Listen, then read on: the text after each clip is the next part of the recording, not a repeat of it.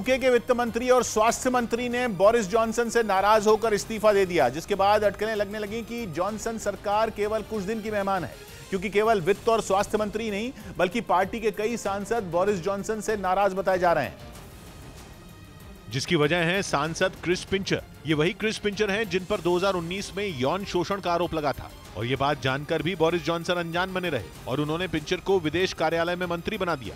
हद तो तब हो गई जब इस साल की शुरुआत में पिंचर का प्रमोशन हो गया और उन्हें डेप्यूटी चीफ व्हिप बना दिया गया। और माना जा रहा है कि बोरिस जॉनसन ने ये करके अपना पैर कुल्हाड़ी पर मार दिया, क्योंकि क्रिस पिंचर पर लगे यौन शोषण के आरोपों की अनदेखी उन पर भारी पड़ती दिख रही है। यूके के वित्त मंत्री ऋषि सुनक और स्वास्थ्य मंत्री साजिद जाविद ने इसी वजह से उनका साथ छोड़ दिया, जिसके बाद बोरिस जॉनसन की सरकार पर खतरा मंडराने लगा है, क्योंकि कहा जा रहा है कि सिर्फ 2 नहीं बल्कि कई जूनियर मंत्री पिंचर की वजह से उन पर भड़के हुए हैं। और इसी वजह से माना जा रहा है कि यूके में जॉनसन सरकार के अंत की शुरुआत हो चुकी है, क्योंकि कई जूनियर मंत्री और सांसद उनसे नाराज बताए जा रहे हैं। बोरिस जॉनसन भी ये बात जानते हैं, वो अपनी गलती भी मान रहे हैं।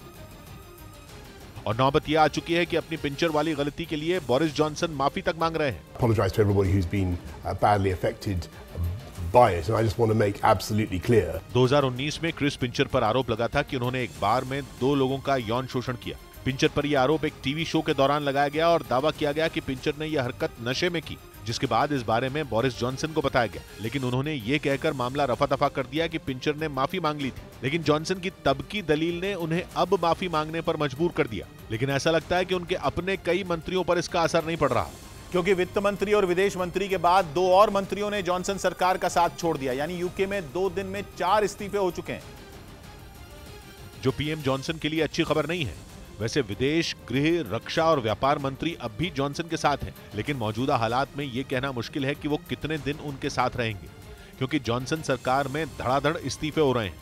वित्त मंत्री ऋषि सुनक और स्वास्थ्य मंत्री साजिद जाविद समेत 4 मंत्री 2 दिन में इस्तीफा दे चुके हैं। माना जा रहा है कि ऐसा इसलिए क्योंकि उन्हें जॉनसन पर भरोसा ही नहीं रहा, यानी जून में जैसे तैसे विश्वास मत हासिल करने वाले यूके के पीएम फिर से मुसीबत में है।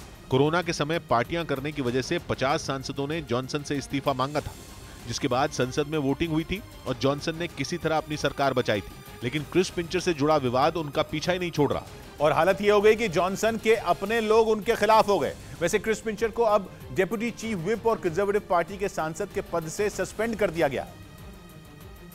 यानी जॉनसन ने देर से ही सही पिंचर के खिलाफ एक्शन लिया, लेकिन लगता है कि उन्हें देर हो गई, क्योंकि उनकी अपनी पार्टी यानी कि कंजर्वेटिव पार्टी में बहुत सारे सांसद उनके खिलाफ बोल रहे हैं, जिससे विपक्ष खुश हो गया।